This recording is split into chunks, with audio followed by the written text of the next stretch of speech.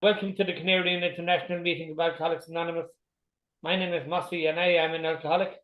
And my name is Mick, and I am also an alcoholic, serving as your secretaries today.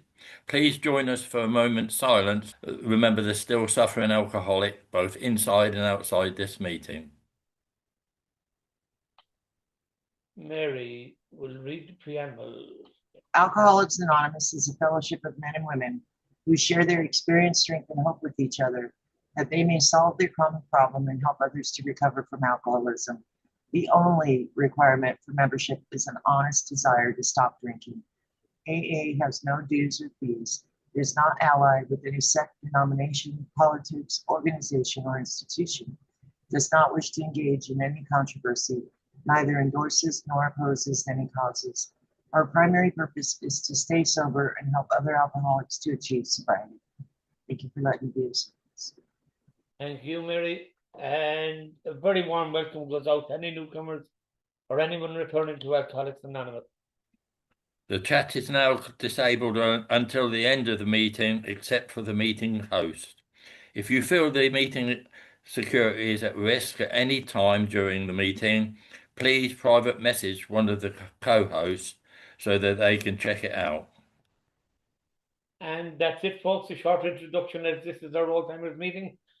Our speaker today is flown on all the way at huge expense to Mick the Parrot, flown in from Washington. And on the 1st of December, she celebrated 40 years, although she doesn't look 40 years of age. And Sunday, take it away. You have 40 to 50 minutes to speak or whatever you take. All right, love. And thanks for joining us today. I mean, no reading, nothing. Okay, here I am. I'm Sunday. I'm an alcoholic, and I am grateful to be here. It really is always an honor and a privilege to be asked to carry the message and to show up in Alcoholics Anonymous or show up anywhere. You know, I really wasn't a person that most people invited to their house by the time I got here. I would consider myself a relatively low bottom drunk, even at 25, 27, all the time I was trying to get in here. Like Mossy said, my sobriety date is 12/1/1985. I'm sponsored. I sponsor. I've worked, I'm active in Alcoholics Anonymous every single day of every single year of every, the entire time I'm sober. And it's not because that's something I'm bragging about or feel bad about. It's just something that is. It's just what it is every single day. People say to me, well, is Alcoholic Anonymous your whole life? I mean, I'm like, well, I work for a living, but basically, when I got sober, when I was trying to get sober, I was like begging God, like, if you could get me sober, I'll do anything, I'll do anything. So when it finally took, I have been challenged several times in sobriety with God saying, are you going to keep that? Are you going to keep that promise? And I am, and I have. So, I come from a long line of alcoholics, Irish Catholic, German drunks, basically. And but everybody was functional in my house. It was only one low bottom when I was alive, a real bad drunk, and that was my maternal grandma. And she would just be in the gutter, and they'd have to go. My mom was the only child, so she had to go get her. Um, her husband had a stroke and the hospital gave them a motel room, but they couldn't go to it because she had picked someone up in the bar and was sleeping with them. So my mother couldn't go, didn't have a place to sleep. So her and her friends from high school just all sat outside the hospital in the car. So, and yet she was a very brilliant woman. She was very smart, and so was her sister. And they both died of alcoholism, one of them by 39, the other one by 52. And when the 52-year-old one died, they said if she had quit drinking 5 years before, she would have died then because she was completely pickled. Like all of her internal organs were pickled with alcohol. The self-loathing of your average high-performing alcoholic is pretty astonishing, in my opinion. I mean, I don't even know how some of us function with that level of self-loathing and inferiority. That idea that, we're in the gutter looking down on people is something I really get. Um, but anyway, once I started drinking, which I started drinking when I was a little kid, really. I mean, they used to give me the corner when I was a baby because it made me happy, just the corner of the beer bottle. And it made me calm down. My grandma used whiskey water on the tea for the baby. And when I was a kid and the parties were over, we'd all drink the drinks, have a little sips of the drinks. But I really got a hold of alcohol pretty good by the time I was 12. And once I started drinking, nothing would stop me, nothing at all. I mean, leaving home at 14 didn't stop me. All the things that happened to an alcoholic young girl my age out on the streets, vulnerable to all that's out there, didn't stop me. Rapes, beatings, none of it. Leaving, in and out of 2 marriages didn't stop me. I was stabbed, pregnant, married by the time I was 16. That didn't stop me. Even the baby who I just wanted with all my heart, just to have someone to love me. So wasn't a grown up. I just was someone who grew up without that kind of validation or acceptance at all. My stepdad hated my guts. He just did. I was a cute kid, you guys. I had like red hair, real red. I looked like a Huckleberry Finn, which is like, but a girl. The freckles and the red hair, climbing the trees and, eating snails out of the yard and doing all kinds of weird things. So I was always a little extra. In fact, I got picked up by the police when I was 3 years old because my sister had a broken leg. She fell off the couch and broke her leg at 2. She's younger than me. So my mom hired a nurse. And apparently I was getting into everything. The nurse wasn't watching me. And down in a manhole, getting locked in people's garages. I'm just running around as a 3-year-old in the street. And so apparently I got picked up by the police because I wandered out to a busier street than just my little block. And they called my mom and they said, I think we have her down here. I think we have your daughter down here. So that should have been a prelude for what would happen when I started drinking because I didn't get sober when I went to jail the first time or the second time or the third time. I didn't get sober when I was in jail the last time so far, and I could have your average person would have went to prison for a long time, 25 years. So that's really where it all took me. And, I even at one point did a geographic to Oregon, rolled my car, broke my neck. I didn't get sober then either. So I'm very much the Bill type of alcoholic. Every second you read Bill's book, you think, okay, this will be enough for him. And it just never was. And the reason is I didn't want to feel anything. So whatever happened to me physically, honestly, did not matter as much as, the pain or how I felt when I wasn't drunk, when I wasn't completely out of it as much as possible. So I just took everything on the cuff. Didn't matter what happened. One time I was in a domestic. Even the last time I went to jail was a domestic argument. But I was in a domestic thing where he beat me so bad you couldn't recognize my face because it was really big like this. And so I had that dual life that a lot of alcoholics have. So I would stay with my grandma when I was trying to recuperate in between these various lovers. And I told people I went through the windshield of my car. That's what I had to say because I was so big, like you couldn't see my eyes, like the whole thing. And I love that part of the book that says, we just clean up in such a way, like it's so incredible how the kinds of things that would happen and then how we look in Alcoholics Anonymous, how we're restored in some sort of bizarre way. It's not like I went out and did something to make that happen. I mean, I was cut right here even.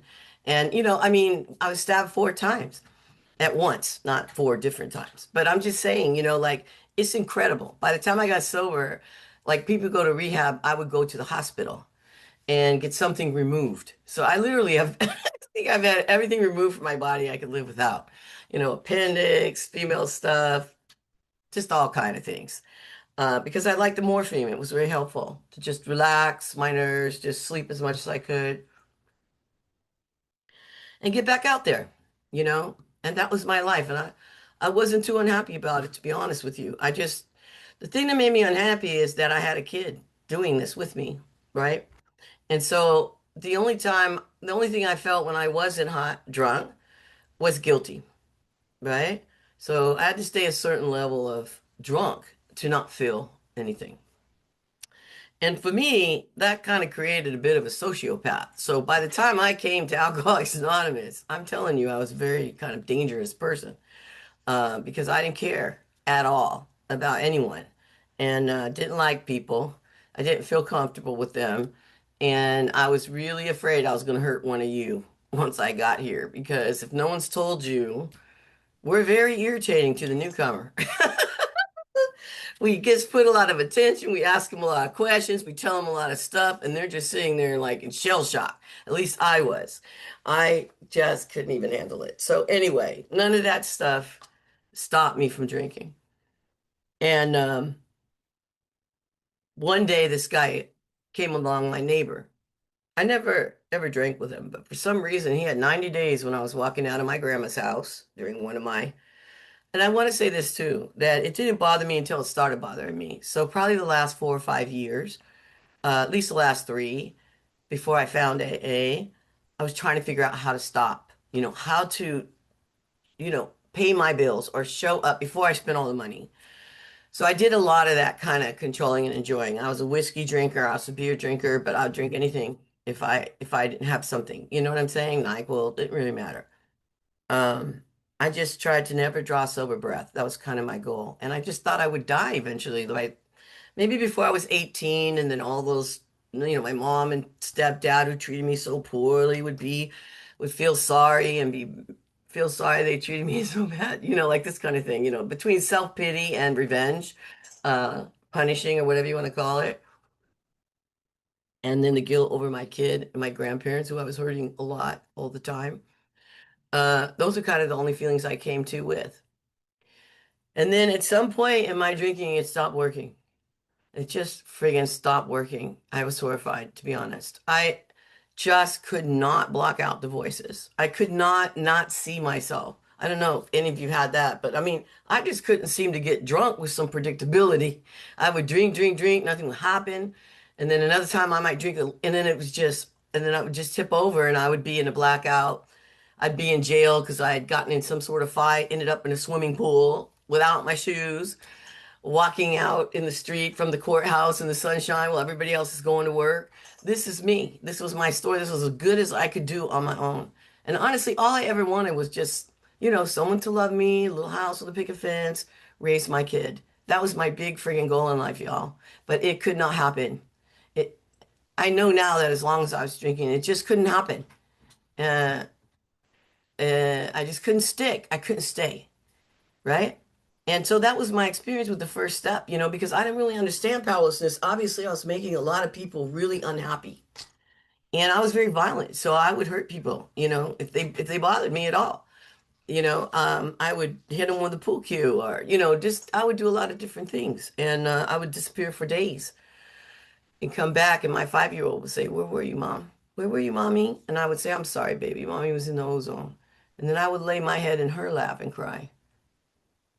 This is what came to Alcoholics Anonymous. Somebody who was very, very broken, very dead. From the time I left my house when I was 14, I was already just dead. And my body was still just moving around. So I used alcohol to keep it going. You feel me? I had fun though too, a lot of different fun, but I it doesn't matter. It's like it would get bad and then it would get good, and then it would get bad and it would get good, and eventually got bad and it never got better for a long time. And when I came to AA, I didn't think I was an alcoholic. Despite everything I just told you, I don't share like a lot of my drunk a lot because I don't feel like, because of drugs and mental illness and a lot of different things, people get sober with a lot higher bottom, right? And then also, not everybody in the world is like a street ruffian that, has all this, is so damn busy. Some people just will sit in their house and drink and drink and drink and drink until whatever, psychic change happens or they die or whatever. But I was busy. I always had to go, go, go. And so what happened in the first step is I felt like, well, how could I be powerless? Because if I killed you, that'd be pretty powerful. It would affect you and your whole family and everybody. And that's just how I thought. And I could not say so when I was mad at God. I thought there was a God. Even as a kid, I thought there was a God. That guy is a asshole. Sorry about the cursing. But I just thought this guy has to be a sadist because my life sucks. I didn't ever ask to be here. And I don't see any mercy in any of it. You know what I mean? Like, really, my childhood was grueling, like many of us in here, and not intentionally, but my parents did what they could, and they did the best they could with whatever they had. But the point is, it was a brutal situation for 9 years, and very brutal. And so when I came to AA, I was saying this last night, I kind of came like a starving, beaten dog, like a homeless dog, and starving, needing food. And you guys were putting the food out, but I was too scared. I was too scared to get any more abuse, right? So I just, it was just really scary for me. And I used to say, I only have one problem. This is what I said when I started A. I said, look, I only have one problem, and it's people, and they're everywhere.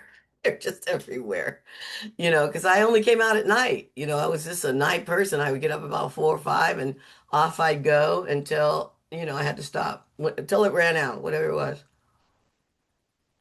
Anyway, but sometimes I feel like the people that resist the hardest fall the hardest. And I had already on some level fallen in love with AA when took my sponsor at the time, who was this Barbarella kind of woman with blonde hair and red lipstick and blue eyes. Her name was Terry Lynn DiMartino. And I sobered up in Los Angeles, so people are very fancy and dramatic down there. And she definitely was. I mean, she would just level her eyes at you and tell you something that, you're supposed to take in. It's very profound. And like she used to say, if you don't drive fast, you won't have speeding tickets. And I'm like, ah! Like I was so spun, you guys. Oh my God. She used to say that she gave me a direction over the phone because she was scared to say it in person because I was very, very wound up. Very spun. Like when people, it's like a person drowning, right? When a person's drowning and they still have strength, if you try to grab them too soon, they'll just pull you right down. And I was a person like that in life. And but still you guys were kind to me. And I realized on the first step, ultimately, at one point I had a slip. I took the guy, the lover of the moment, out with me. He shot and killed a friend of mine in front of the church I was baptized in. So I was in this shooting. And uh, that's really not the moral of that story. The moral of that story was I had just come out of a speakeasy and I was feeling the best I'd ever felt. I was feeling so good. Sun was coming up and I was still feeling good. And I wanted to come back and tell you guys, this is the feeling I'm shooting for. This is why I drank. And within 5 minutes, the shooting happened. And my friend died. And it seemed like, and I felt guilty, of course. And I was like the Statue of Liberty in here, because in LA, when we sober up, you have to raise your hand in your first 30 days, no matter how many 30 days there is. Look, it just raised my hand. I'm just telling you guys I can't do that on purpose, but it just does it by accident. Sorry about that. So I just kept coming back. I mean, and there was so much kindness sprinkled in there with AAers. Like I could, like my kid, when my kid turned 10, she didn't have any friends or anything. She was your classic alcoholic child. I mean, child of an alcoholic. She didn't have any friends. She'd been moved all over. And my sponsor and my two sobriety sisters at the time, that Terry Lynn and her two sponsees, came over and celebrated that birthday with that lonely kid, that little kid. I mean, I didn't know anyone. I didn't have any friends like that. When Terry Lynn met my mom, I took him to Fatburger. You guys probably don't know what Fatburger is, but it's kind of a hood hamburger joint. Anyway, we met at Fatburger, and my mom looks at Terry Lynn, who's just like, I'm telling you, man, she was stunning and just really strong. And she looked at Terry Lynn and she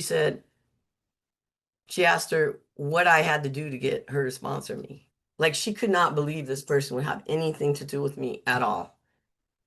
At all. And probably rightly so. And Terry Lynn just did that whole drop her chin, dramatic blue-eyed look, and looked her right in the eye and said, at that time I used the name Terry. She said, Terry is very, very special. And I'm really honored to help her. All she had to do was ask. And I fell in love with you guys that day. I wish it was enough to keep me sober, but I had to suffer more. I just had to. I don't know why, but I did. I had to suffer for a couple more years. And then at some point, I realized that the powerlessness was about being able to create good, to be able to make something good and keep it that way. I could have good moments. I could, something could be good for a second, but it just didn't stay that way. So that's kind of where my powerlessness was. I didn't realize I was an alcoholic. I took a lot of chips at one point. At the end, when I wasn't sober, I lost my sobriety. I'd sat in the marathon for 3 or 4 days. You guys would not believe it. I mean, I'm fighting hard to be in AA. The person's already died. I'm still trying to get sober. And I sat in a marathon and I had almost 60 days and went home and smoked like one puff of pot. I was like, ah. And I didn't want to get my coins back because I felt like I deserved this time. So I took coins everywhere. And then, of course, my world just got so dark visually. I just couldn't get out of bed. I was just depressed. What I've learned in here is a lie will make you very depressed. When I'm hiding something, I get very depressed. I didn't know that, but that's what was happening. So I went to a meeting and I confessed, to this whole group. And this girl grabbed me and made me take all my coins back. And when I took the last coin back, I cried every time, by the way. I was not a crier. I only cried when the booze was gone or I hit a certain level of drunk. But for the most part, I was not a crier at all. And that just came from getting beatings from my stepdad. And I just refused to cry, which it would have been easier if I just cried. Then he probably would have stopped sooner. But alcoholics connect the dots in very strange ways. If you're like me, I connect the dots in strange ways. Let me speak for myself. So anyway, with the last coin, I went to my women's meeting. And I found myself saying that I'm just incapable of being honest with myself. And that was the first really true thing that I said because I didn't know the truth from the false. I had always lied, always lied. I mean, the lie worked better than the truth. And I proved it to myself over and over. And P.S., if you haven't noticed yet, we always find evidence of what we already believe. So my problem has always been trying to get to reality, right? Bill says God is the great reality. He describes a higher power as the great reality. He also says alcoholics are in full flight from reality. So, I'm like this. Here's reality. Here's me trying to get to reality. And it's like, I didn't know I was even an alcoholic, really. So how could I know the truth about anything else? And so for some reason, when I said that, and I realized that, I started to pray for the truth. I started to pray every time someone was talking to me. I would be like, what's the truth? What's the truth? What's the truth? Like inside. And then I would say whatever. Honestly, I don't even think I was breathing. I think because, it would almost be like dark closing in like this. And then it would be my turn to talk and I'd say whatever. And I'm telling you, all of these years and many, probably, yeah, all these years ever since, that really is the way that I respond in life. Just is. And sometimes I don't know, even from praying. A lot of times I may have to go to like a small group conscience around me. And I'm super fortunate because I've always been sponsored. I have very powerful women who have loved me in here and have sponsored me in here. And I have very, very powerful women that I sponsor, that I've sponsored for decades, dozens of them. And like I was saying, people who resist the hardest, sometimes they fall the hardest. And so I started 12-stepping anybody who wasn't moving too fast. Homeless people, just anybody. If the police was harassing him, I was pretty sure. Once I believed I was a drunk, I thought everybody was a drunk. I thought that was everybody's problem. So I just 12-stepped everybody, went to all my exes, I just did everything I could. And drove around with a lot of newcomers in my car and that was my life. And it's been my life for a long time. And just like once I started drinking, I couldn't stop. Once I got traction in Alcoholics Anonymous and started getting some time, just even a few months, once I got past that 6 months and that got the year, um, um, you know, it just kept going forward. So just like the person who couldn't stop drinking, in sobriety, I'm the person that didn't start drinking. I didn't start drinking over one divorce or two divorces. I didn't start drinking when my kid ran away on Mother's Day twice, 2 years in a row. I didn't start drinking when life was hard or sponsee died or sponsor died. I didn't drink when my kid was out on a 3.5-year slip and was convicted of a killing and is still in prison after 30 years. Every day we do this, me and her, and made a living amends there. I didn't drink when my grandparents died, and they were like the life-sustaining thing for me for my whole life. It was them. It was only them, and then it was you. That's all I ever had. And I always say they brought me to you. Like if I had had them, I probably wouldn't be here. I wouldn't know what to do with people who were trying to help me. that didn't want anything from me, that just wanted me to be okay, you know? And it's just meant a lot to me. The kindness of strangers. My grandparents weren't even my blood grandparents. I don't know if you guys had this experience, but they actually were my mom's high school sweetheart who thwarted her, and they lived across the street from where my mom, from where we lived as a little kid. And so, but they were my grandparents my whole life, and they loved me. They always had a room in their house for me. They always saw me in a way that, you know, was loving. Even when they felt sorry for me, they used to say, you're going to get it together at some point, honey. We just wish you'd have a place where you could live that no one could put you out of. Um, my uncle, it was them and my uncle, great uncle Bo, and he'd say, "You're gonna get a break. You're gonna get a break." Like it was them, you guys. Like there wasn't anything I could really do then uh would keep them from loving me. So I know that people have tough love and all this kind of stuff now, and don't let the alcoholic in and whatever. But I'm telling you, I'm grateful for what they gave me. It cost them a lot. I mean, it cost them a lot emotionally. There's no question. Um, but I did. I stayed sober. And I started helping everybody I could. Every crazy person that came to a meeting, somebody brought them to me because, I was like that. I think I told you I rolled my car and broke my neck and was discovered by a deer. I don't know if I told you, but I say my story so much, I'm not sure what I've said, but I did. So when I came to AA, it was like really tight, in here. So I would sit in front of whoever would rub my shoulders. I was that irritating person that just couldn't sit still. Somebody rubbed my shoulders. I might be in the meeting, painting my nails. I mean, I was the most irritating person in a meeting, I'm sure. Um, and nobody was mean to me. I don't know what they said amongst themselves, but they were kind to me. They didn't say anything. Um, at one point, I got the sponsor I have now. She's the one that actually turned the deal for me. Um, Her name's Lavon. So she didn't look anything like Terry Lynn. She looked like Choo Choo Charlie. I said she looked like Wayne Newton. So I went from this like Barbarella blonde chick to this Wayne Newton looking chick. And I'll read you a little card she gave me. She doesn't usually write in cards, but I spent time with her this year just for my birthday because she wanted to give me a cake, and she wrote this card for me. So I'll wrap with it when I get to the end. Um, but so I just started saying yes, right? I knew that I had to get in front of the craving. That I could not have craving and not do it. And I still have that. I mean, if I have a craving for a chocolate chip cookie, I'm going to eat that chocolate chip cookie. It's going to be now or it's going to be a week from now, but it's going to happen. So they told me stuff like, once you're in the debate, you've already lost. And so that helped. And knowing I had to stay really busy, knee deep in AA cement so that I wouldn't get the craving. They said, carry water all the time, keep some candy on you. Just always don't get thirsty no matter what. I mean, one time on one of my slips, I went out with this normie guy, and we went to a Tom Jones concert, and he didn't drink because he knew I was a sober alcoholic, and I was in the lobby when it was dark. I snuck in the lobby, and I was just downing all these drinks. I mean, this is I only tell you all of this because a lot of people, because my sponsor likes to say that it's only relevant where you are based on where you came from.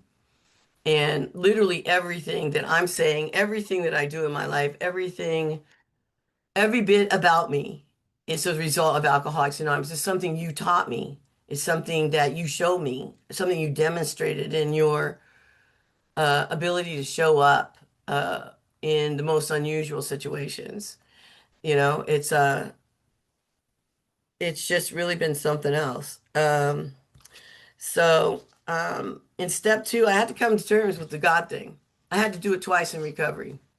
I'm Catholic from birth, and my grandparents were Catholic, very close to them. My abusers were Catholic. My parents were Catholic too, and that was a whole nother kind of Catholic. So that religion is still very close to my heart, and I've circled back to it more than once. But when I got sober, when I sobered up this time, I really had a close relationship with a higher power. At first, I was thinking, what could a higher power be? And I thought it was like my grandpa.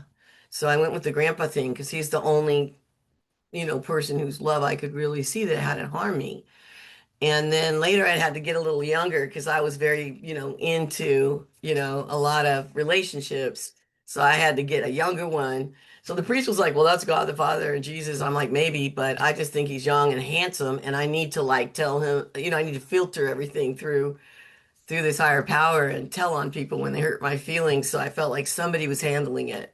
There's a cute thing on the internet that says something like, I have to let God handle it because if I did, I'm going to jail. And I totally relate to that. So anyway, so I did. I just talked everywhere. I spoke everywhere in AA. I sponsored lots and lots of people. I had workshops and things with the sponsees because there was too many to take through the steps at one time. And I showed up, I showed up everywhere. Everything that happened in my life because I was speaking so much happened in front of people. Like the time my mom made amends to me. I mean, out of the blue, my mom made amends to me. It was so shocking that I thought there was a camera somewhere. And I went and shared that. And I shared it because I said it may not change anything at all, but I'm glad I was sober for that moment, right? There's so many moments in Alcoholics Anonymous and recovery that I'm so grateful I didn't miss. And that was one of them. And there's a million of them. Yeah. Showing up for my pop and guardians and my grandparents. At one point, a friend of mine who was also sober and very feisty, Judy Garland type of sober alcoholic, do parties and everything. She invited me to get into the profession she was in. I said, they're not gonna let me in that profession, Mary, because I'm a convicted felon. I have a long record. She said, and I told my sponsor said, well, I know this guy that was in jail for murder and he's a judge. And I'm like, like I have that kind of sponsorship. So I'm like, she goes, just try to get your notary. I'm like, you don't understand. I used to write bad checks. That's part of the crimes and stuff. Anyway, I always take sponsor direction. I have always taken, there's only been 2 times and it hasn't been this sponsor to sober me up. It was a different sponsor. But I always take it. So I did it. I went and sat and took the notary license and they gave it to me. I was like, what? And right about the same time, my grandparents were failing and I became their guardian, their legal guardian. So I went and pulled my record just because I was going to try and get this profession thing that goes along with the notary thing. It's a real estate thing. Anyway, so I pulled my record and it's long. You know how you start thinking after 10 years or so, you're thinking, well, maybe I'm kind of exaggerating with how like horrible it was. And I was. I wasn't exaggerating at all. And it was long. And I was like, holy moly. But here's the thing, you guys. This is just another God thing. There's so many God things you can't miss. The shooting was a God thing you can't miss. It could have happened anywhere. It could have, but it was in front of the church I was baptized in that I went to with my grandparents as a child for years. And in this case, every single one of those charges and arrests and convictions, right beside it, it said dismiss for furtherance of justice over and over and over and over and over and over. There's literally no explanation for that. One of these charges involved a gun. I mean, I'm just saying that's how incredible things are. I was thinking last night or saying last night on a meeting, the best of things that have happened in my life have been I've never saw them coming. I never made it happen. It just happened. It just came to me and I said yes. So it almost seems like my part is just grooming myself to say yes. And I also feel like, you know, all I ever really needed, and a lot of people I sponsor need, is a cheering section.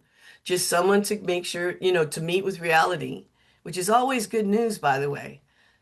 I always thought it was bad news. I was scared to get real because it was bad news, but there is no bad news. Really, if it's all God, it's all good news. Just haven't sorted that out yet. This guy said in a meeting the other day, he was talking about meditation. And he said, this guy told him that he had trouble meditating. And he said, no, you meditate all the time. You just happen to meditate on negative stuff. It's like, that's great. I'm going to keep that one. I don't know about you guys, but it's the sound bites. I can't remember what I had for breakfast, but I can certainly remember these bites, these little bits of bites. So when I was like maybe a couple of years sober, one of the outcomes of effects of whatever, all the things, is I can't really feel emotion from other people. Like I can't feel love from other people.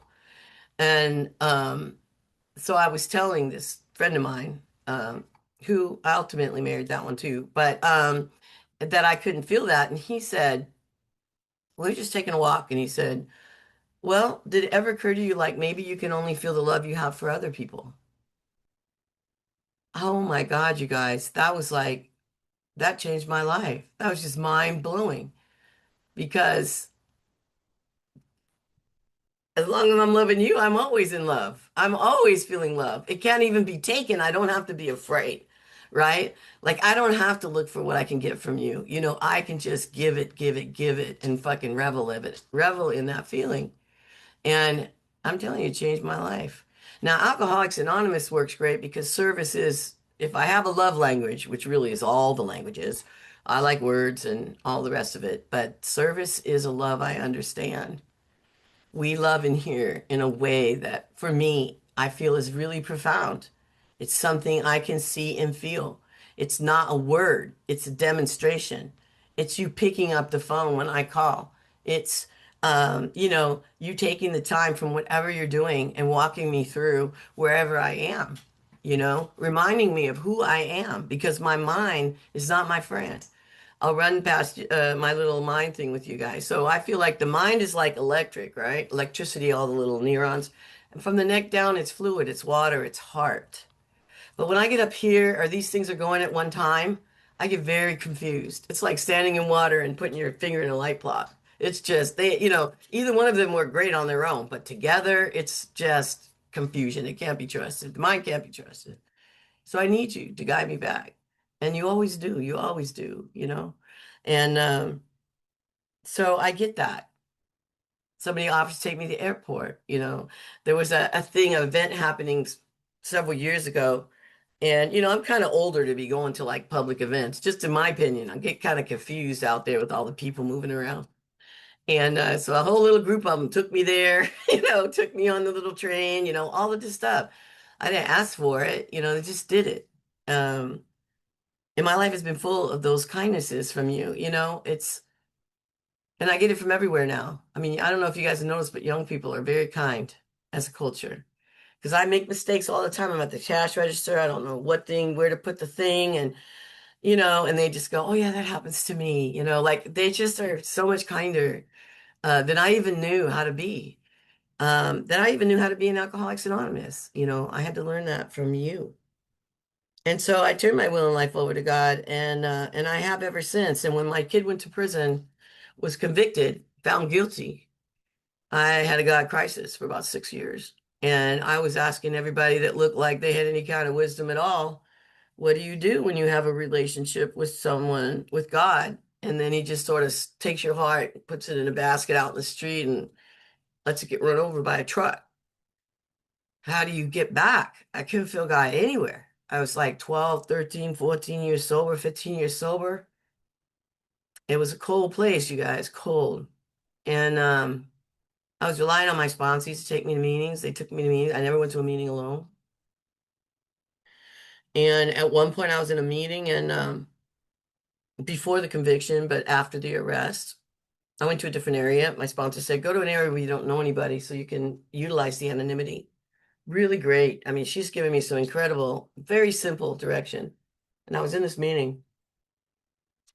I would go to candlelight meetings because I was obviously almost out of my mind, you guys. So I was having a nervous breakdown. And people would come out of these meetings and say to me, I heard you speak when I was new and I have 3 years. I heard you speak when I was new. I have 7 years. I don't remember what you said, but I know that it changed my life. And I was like, so that was that thing I was telling you, that there's been times in my recovery where God has said, will you stay the course? Will you stay the course if you cannot have this one thing that means so much to you? If you can't save your grandparents, if you can't save your kid, will you still show up for me? Will you still help these people? I'm not done with you if you're willing. And so I had to surrender to that, of course, I just had to.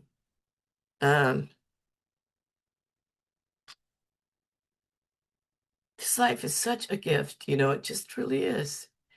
After all of that happened, I was in a big meeting where I didn't know anyone in Oregon, and it went in this big circle.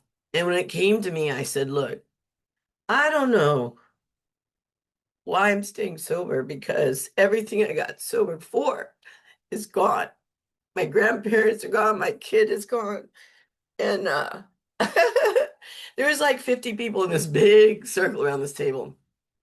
And I wasn't feeling pity for myself. I was just really struggling to find a reason to stay sober because even at that time sober, I didn't have enough love for myself, right? To like be like, well, I don't want to hurt myself. I just wasn't really, I was only a tool in my life, even then. And it went around the table and I had to listen to all kind of newcomers 12-step me. But I listened and it got all the way to this side. And this guy says, uh, he says, I stay sober because um, I like the way I feel about myself sober and because I always know what to do. So the part I heard was, I always know what to do in sobriety. And he said, I never knew what to do when I was drinking. And I don't know, for some reason that stuck for me. It was like, that's a good enough reason to stay sober because at least I know what to do. And when I don't know what to do, I ask you. And so that kept me sticking in here. So that's just a little pitch on transparency. Because we get sober and a lot of times, especially us long timers, just talk about recovery now. Maybe we throw out some crotchety shit about how hard it was when we were new. Sort of like parents used to do when we were kids and they walked 15 miles through the snow, so we shouldn't be complaining because we got to walk a quarter mile to school. But it's really helpful. I've learned over the years that it's helpful to be transparent in the meeting, that we're always teaching people something. When I'm going through stuff, when I went through all that stuff, I'm telling you, it was in front of everybody. It was, it was all public. It was in the newspaper. It was all in the AA community. It was freaking huge. And I just kept moving through it. And I learned how to stop people from asking me about it, how to take care of myself. Like I had to, because I was going to die for real. I mean, for real, for real. My boss at the time said, if you weren't in AA, what would you do right now? And I said, there's no question. I put a gun in my mouth. No question at all. But I couldn't. I made the commitment, right? Plus, my kid might need me now that they're going to prison. And what would that be to just abandon them like that, It's my only child, so I guess what I'm saying too is when I was drinking, I felt okay most of the time. Everybody else around me was hurt and sad, didn't know what to expect, was scared. Wouldn't really have me over to their house. And but I was feeling good. You feel me? In sobriety, I don't always feel good, but the people around me feel really good. I'm gonna tell you right now, the people around me feel really loved. They feel very safe. If they get confused, they know they're gonna get the same version of me every time they call. Um, Even though the chicken little mind of the alcoholics, the sky is always falling. So that's kind of the living amends is I have to surrender to being uncomfortable sometimes incredibly uncomfortable, sometimes intolerably uncomfortable, and stay. I had a lady, I'm a vet. Oh, I had a vet. That's another thing I didn't stay sober through is I went in the military as a geographic from the streets of Hollywood, thinking that might help. I don't know about you guys, but I have these ideas that take a long time to get out of, like 2 seconds to make the choice, and then like a lot to get out of. But anyway, so because I'm a vet, when I moved up here, they do this whole psychiatric interview. So I ran all this down to this lady. I was very broken. I moved up here because it was sort of like a dog. I've been hit by a car, I just crawl off the road. So I came up here. I traveled around the United States figuring out where I could live, where I could maybe get through it because my kid was trying to kill themselves every day and my grandma was still alive, but not well. And so I moved up here to put myself in a quiet environment so that I could get more out of myself and I could survive financially if I couldn't work from the losses, right? I don't know. This all comes from God. It's just intuition. It's not like I was trained in any of this that I'm telling you. This has all come from you and God. That's it. And she asked me why basically I didn't kill myself. Like I told her the whole thing, and she said, "Well, what keeps you on the planet?" And it was right on the tip of my tongue. I just said, "Because if I kill myself, then they win. Everything anyone's ever said about me." And that's the thing about drinking too. Like our head talks a lot of shit when we're sober, but if we drink, it becomes true. It all becomes true.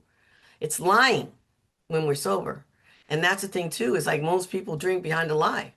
Another reason to be transparent and be sure you've got to, that there isn't anything that happens to me any given day of my life that somebody else does not know about.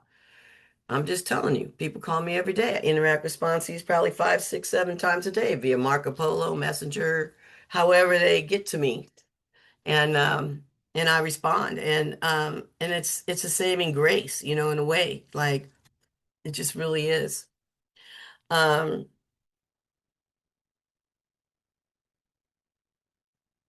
I don't know.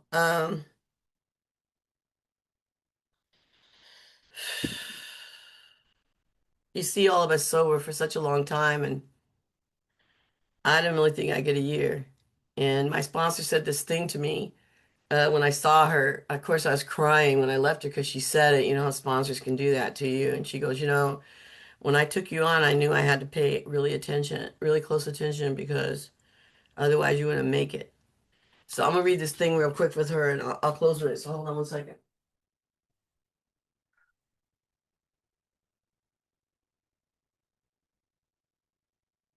She calls me baby T, right? So she goes, "Well, little T, you're my baby, my teacher, and my fearless warrior. Now you're 40 years from complete insanity to a God-conscious state of hope for others. Congratulations to God for keeping us sober for 40 decades, filled with love and sharing. I hope you're able to keep doing what you've always done. Loving you always, Wayne Newton, aka Levon." And she says that she learned more about God sponsoring me than anyone else, or than any other point in her life, and that's why she calls me her teacher. I thought it was because I was such a spiritual giant, but it was really because I was so messed up, and she knew I would do whatever she would say. And my problems were so, like the Bill says, they're just so overwhelming. And so they were so much that she didn't know. She wasn't the same kind of alcoholic as me. She was like a corporate person with 2 loving parents. It was just day and night. And so she would pray the whole time I was going on and on and on. And she'd watch. She knew about the killing. She knew about everything, all my attempts to stay sober. So she would pray what was happening. And then when I paused to take a breath, she would say something. And she said, whatever she said, she had never thought about it before. She had never heard it before. She never thought about it before. It just came straight from God. And it was that saved my life, not something from here. So many of us try to 12-step from here, from our brain. So many of us try to have a spiritual experience through words and study and all of that. It's from the neck down. It's just a spiritual experience. It has to come from an opening of the mind, because otherwise it's just this circular system in the mind, and it doesn't really know anything. It's not creating anything. It's just regurgitating things. It doesn't help. It will kill us. And I am the type of alcoholic that when I look at you, I know what it took for you to get here, even on this meeting right now. I know what it takes to show up in your life. I know what it feels like to be suffering in the rooms of Alcoholics Anonymous, to be conflicted in your own humanity, to be going through various levels of spiritual change where it feels like excruciating. I have a spiritual teacher once that said, all of the cleaning in the laundry happens in the agitation cycle. And someone told me you can't get from one spiritual level to another without going through a lot of agitation. So a lot of times, remember, before the first step, it always feels like the end of the world. In fact, the first step is all about loss and despair. Loss, grief, and despair. That doesn't mean you need to go and get some new medication. It means you just need to stay put, stay close, go to meetings 3 times a day if you have to, and tell people what's going on with you. And I guarantee you, you will not believe what your life will ultimately look like. My life is custom made for me. Custom made. I live in a lovely house I bought for myself in the garden. I'm licensed in 3 states to sell real estate. I've been doing this for 25 years. People trust me and count on me to do the right things in work and then in recovery. When I go to meetings now, people will come up to me. I don't really even know who they are, and they like to tell me about their recovery, and like kids that are proud of themselves and somehow intuitively know I care about what they're saying, and that it lifts me, and I see them. And maybe that's just the magic here is the heart of one alcoholic seeing another. because every time my heart sees yours, it responds. I owe you guys absolutely everything. And I just appreciate the experience, strength, and hope culture of this recovery. Um, I don't want to know what you think. I have enough trouble with my own thinking, but I'm all down with what you feel and what you're doing to get through it. And I have such joy today. And I'll just wrap with this because it's kind of a new thing for me. I've always been comfort seeking, and I realized that, I don't know, maybe 10 years ago, which I know maybe sounds slow, but at some point I just felt like I just want to be in my bed all the time, or I want to watch TV all the time, or I just wanted to check out all the time. So anytime in between doing serving you guys and God, I was doing that. Nothing for me really. And it was because I just was desperate for this comfort seeking, eating, whatever I could do to consume and just calm down. And I realized that for me, that's really just alcoholism. It took me a long time to understand it. So once I got that, we just have such a nice framework because whatever it took to get sober, those are the things that just, I don't know, for me, it just clicked in. And interestingly, something changed for me. And now, like almost everything I lay eyes on brings me some sort of pleasure. You know, it's just so comforting. I mean, even this crazy lamp, which I've looked at for decades, and it just has roses on it and all this, or this my little outfit. And I tickle myself all the time. I think my little kind of leads my life a little bit now. I let her be the thing, but I always tickle. And when I'm in a really good face-to-face meeting, and they go, "I'm so and so, I'm alcoholic," I always wave. I mean, because I go to so many Zoom meetings, and even that has been such a gift. You know, like the older I get, no matter how old I get, I can always come and be with you. I can be in meetings, doesn't matter.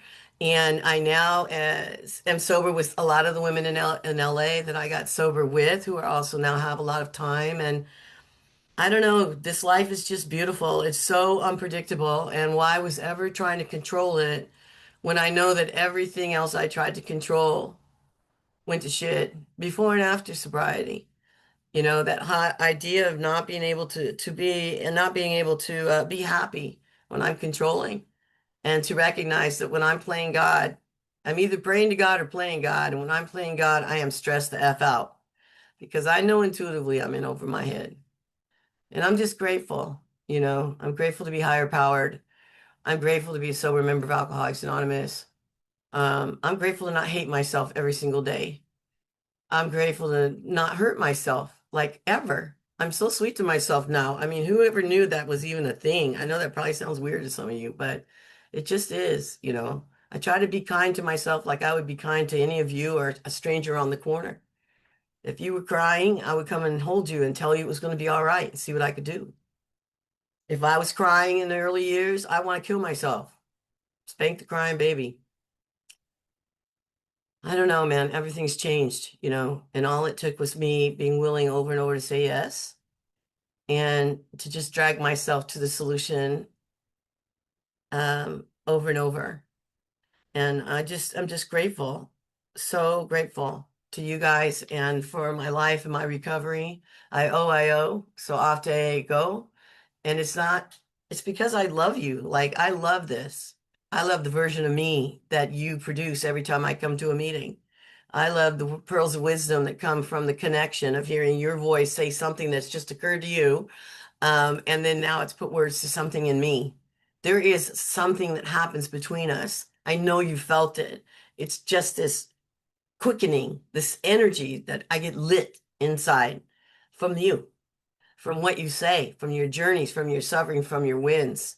And I'm just incredibly grateful to live in a society that has depth and weight. Because if I'm going to come out and play, I want it to matter. And it does. It matters to me anyway. And a lot of times it matters to you too. So I'm really grateful for the grace of God and Alcoholics Anonymous. And thank you so much for letting me share. Good luck. Thank you, Sunday. That was fantastic. Congratulations again on 40 years on the 1st of December. It's an amazing achievement. And I love your story, the way you bring it across. Staying sober through any and all conditions. And that was drummed into me from the start. Um, I feel quite emotional listening to you share. I'm blessed that I got sober when I did. I'm blessed with the people that came into my life. I'm blessed that somebody threw the big book at me and said, "This is how you get sober. And if you don't want to do it this way, must say, take your misery and off out of here." But he also promised me life beyond my wildest dreams if I did what I was told. And my first Christmas sober was brought about because of a lady called Angela S. in Galway. They paid for Santa for my kids. Another guy came and painted my hall stairs, landing, sitting room, and kitchen one night. And I was trying to explain to him, I can't pay you. And all night long he dismissed me, but we loaded up his van at the end of the night. And I said to him, "Frank, I can't pay you." And he said to me, "If you really appreciate what I've done for you, Mossy, go help others." And that for me is the big book in one sentence. I love what Alcoholics Anonymous has done for me. I love what it's done for my family. And you see me dancing on the screen there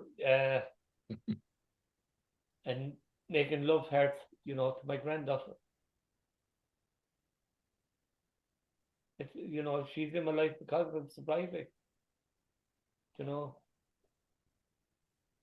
Right, Mick. Right. Okay, Mossy. Right. Thank you, Sunday. Fantastic. Loved it all. What you reminded me of was I came into this fellowship and I wouldn't tell you who I was, what I was, and where I came from because I thought you wouldn't like me. Right. And I done a share and I told you who I was, what I was, and where I came from. And they loved me. You loved me for it, And I heard somebody on about a pink cloud once. And I thought, I've never been on a pink cloud.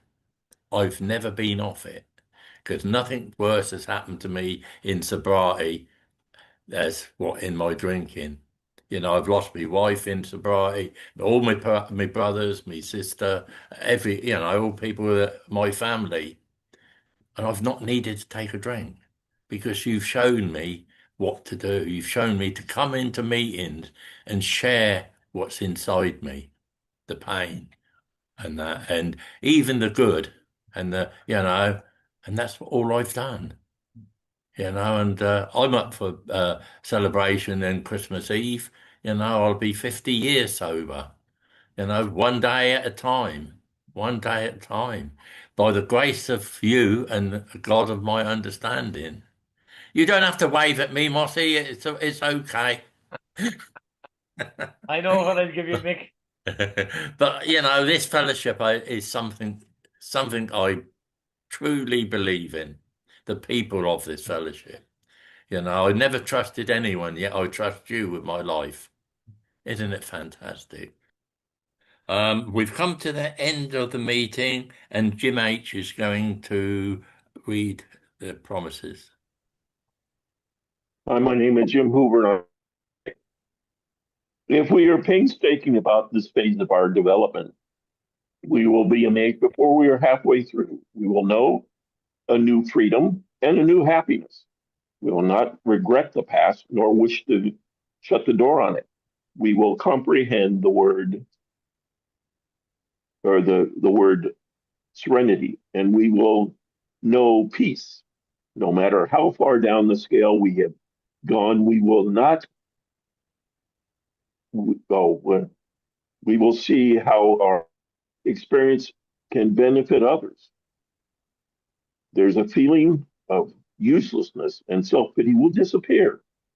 We will lose interest in selfish things and gain interest in our fellows.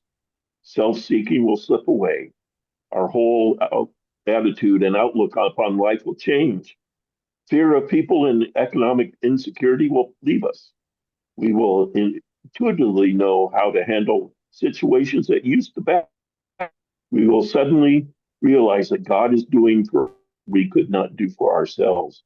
Are these extravagant promises? We think not. They're being fulfilled among us, sometimes quickly, sometimes slowly. They will always materialize if we work for them. Thank you for letting me be of service. Thanks, Jim, and thanks for everyone else that's done the readings. Kathleen, the timer. Thanks, Nick, for being my sidekick, or whatever you're called. And of course, thanks, Sunday, for coming and joining us today. You've been amazing, and I really appreciate you joining us. A reminder that we have a meeting on 7 days a week at 8:30 a.m. UK time. We also have a lunchtime meeting every Sunday at 1 p.m. UK time. This is a meditation meeting. And of course, on Saturdays at 6 p.m. we have the Old Timers, an extended share recorder for our archives. And Thursday evenings we have a meeting at 7:30 p.m. UK time. We use the same meeting codes for all our meetings. Stick around for fellowship after the meeting. If you want a breakout room after the meeting, please let the host know. And the yellow card, who you see here? What you hear here, when you leave here, let it stay here. And that's a wrap, folks, as they say in Hollywood. And thanks everyone for joining us. Again, thanks Sunday for joining us. And can you lead us out with the serenity prayer, please? Sure, we'll do the we version. A lot of people don't realize that serenity prayer starts out as an I version before step 1, but it's a we version after step 12. And I live there. So after a moment of silent meditation, alcoholic still suffers. God God, grant us the serenity to accept the things we cannot change, courage to change the things we can, and the wisdom to know the difference. God bless you all. Bless you. Thanks, everybody. What a great meeting, Monty. Thank you. Sunday.